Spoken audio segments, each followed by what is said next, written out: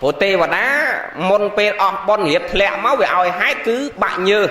nâng thông khăn luôn chầm lại không phải thò mà đá nâng bên đây thì chất đo ngay lẹ một với nhá chẳng đôi ta chầm lại luôn ấy từ xua sạc cạ tê và ri chỉ sạch để tê và đá và anh nó có bàn prap thà nè anh trâu ọt bôn hơi nè anh chất đo bê đo về lía trâu lẹ từ cầu với hơi chẳng xua và anh tha hai ấy bàn nhom bọn bôn tịch mà lẽ thà mau pi nè anh nó xóm bàn phần nâng hãy cho nhom bọn lẹ tới từ cao nơi từ ná và anh tha nè anh nó đầm bông nè anh slap tới nè anh cao tới chỉ cái rồi bị cái nè anh cao mau chỉ chuột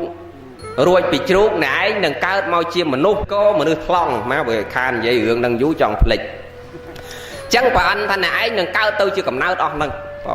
chẳng xua và anh ta hai đấy bàn nhom trâu từ cao chẳng thật tê là lâu còn oi bà bạc nhom dây nhom của mình sẽ bạc đấy là lâu ngày là nghe nắngព្រះសម្មាសម្ពុទ្ធរួមជាមួយព្រះមហាមោគលានព្រះសរិបុត្រព្រះអង្គឡើងមកប្រោសពពួកទេវៈព្រោះព្រះមហាមោគលានអីកាលព្រះអង្គនៅអាសាឡើងតែបិណ្ឌបាតនៅស្ថានលើណាទៅប្រោសពពួកទេពអប្សរពពួកទេវៈនឹងញឹកញាប់អញ្ចឹងដល់ល្ងាចឡើងព្រះសម្មាសម្ពុទ្ធព្រះអង្គឡើងមកប្រោសពពួកទេវៈក៏ទូលសួររឿងហ្នឹងចំពោះព្រះសម្មាសម្ពុទ្ធនៃញោមស្រាប់រឿងហ្នឹងហើយយើងភ្ញាក់រលឹកទាំងអស់គ្នាហើយខំប្រឹងចម្រើនបុណ្យកុសលពេលដែលជួបព្រះសម្មាសម្ពុទ្ធទូលសួរផន្តេភគវាបបិទ្ធព្រះអង្គនៅចម្រើនតើខ្ញុំព្រះអង្គពិតជានឹងចិត្តអស់បុណ្យធ្លាក់ទៅមែនទេព្រះអង្គ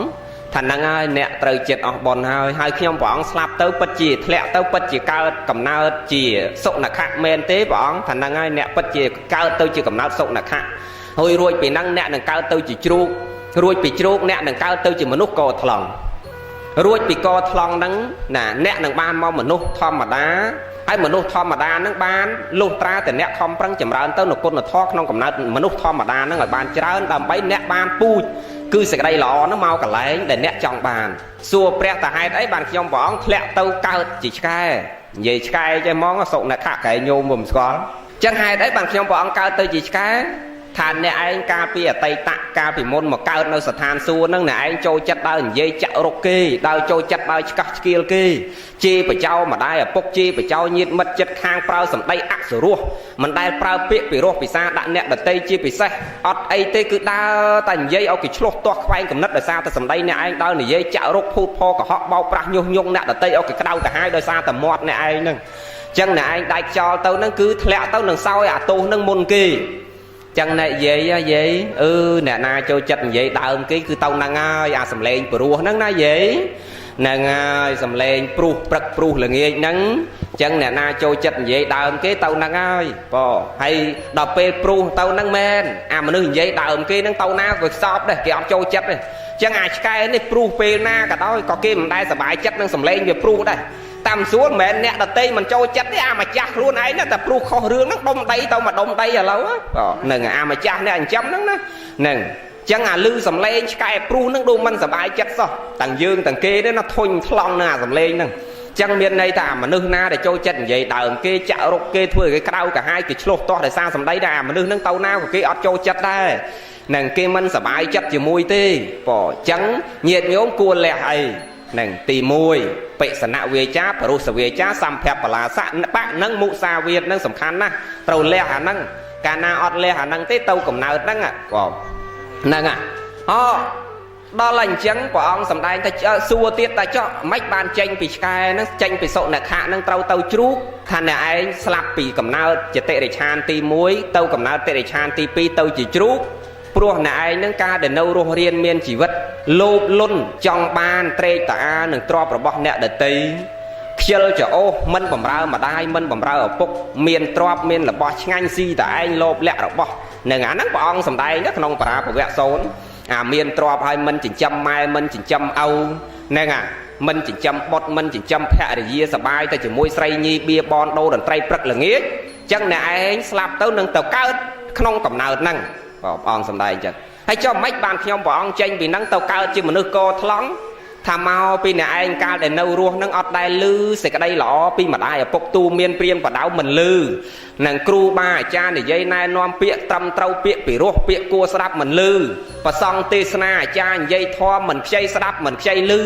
អ្នកដតីណែនាំឲ្យដើរផ្លូវល្អមិនខ្ចីធ្វើដឹងរឿងល្អមិនខ្ចីធ្វើឃើញអ្នកដតីកើតទុកមិនខ្ចីជួយធ្វើមិនដឹងធ្វើមិនលឺចង់អាណាដាច់បាយកាហាយទឹកក៏មិនខ្ចីធ្វើខ្វល់មិនខ្ចីធ្វើដឹងមិនខ្ចីធ្វើលឺអាណាកើតទុកអាណាក្តៅកាហាយអាណាក៏មិនខ្ចីខ្វល់មិនខ្ចីរវល់ជាមួយអ្នកណាទាំងអស់ចឹងបានអ្នកឯងត្រូវកើតមកជាមនុស្សកោថ្លង់មិនដឹងមិនដឹងមិនលឺអីទាំងអស់ហ្នឹងហើយបានគេឲ្យមកកមកឲ្យមកថ្លង់ចឹងរឿងទាំងអស់សិតតែមានហេតុចឹងញោមបងហ្នឹងហើយយើងចេះបន្ទោសយាយខ្លះណកូនគាត់កើតមកជាតិហ្នឹងល្អហើយស្រាប់តែវាអត់ដែលចេះរាំច្រៀងផឹកស៊ីអីទេស្រាប់តែថ្ងៃមួយដប់គាត់ទៅវត្តមកវិញអាណាលោបកាប់វាពីក្រោយស្លាប់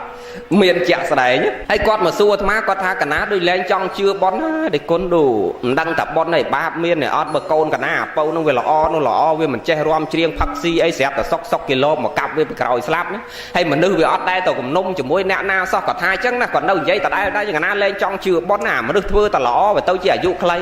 អាត្មាតាញោមជាតិហ្នឹងកូនយើងល្អមែនបង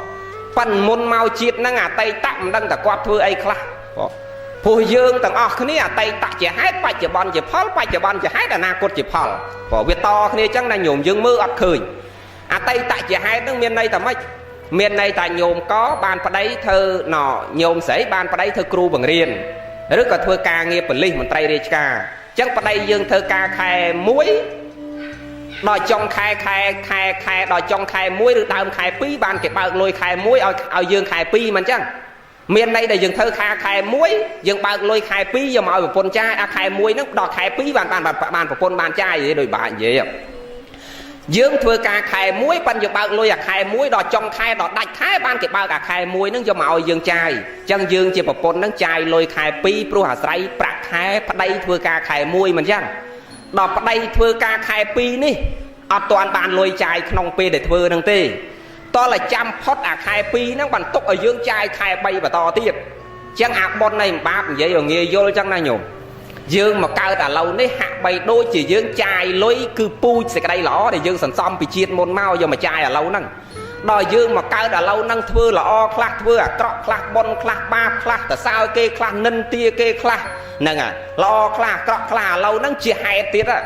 ដល់ពេលយើងដាច់ខ្យល់ទៅជាតិក្រោយទទួលអាយើងកំពុងធ្វើរាល់ថ្ងៃហ្នឹងទង្វើយើងធ្វើអីខ្លះរាល់ថ្ងៃនេះយើងបំរើម៉ែឪអីខ្លះយើងធ្វើសេចក្តីល្អអីខ្លះយើងធ្វើអាក្រក់អីខ្លះអាបច្ចុប្បន្នហ្នឹងជាពូជរបស់យើងទៀតដល់ពេលយើងដាច់ខ្យល់ទៅយើងសោយអាពូជដែលយើងកំពុងធ្វើរាល់ថ្ងៃហ្នឹងអញ្ចឹងបាទអាត្មាថាប្រឹងណាប្រឹងអាជាតិហ្នឹង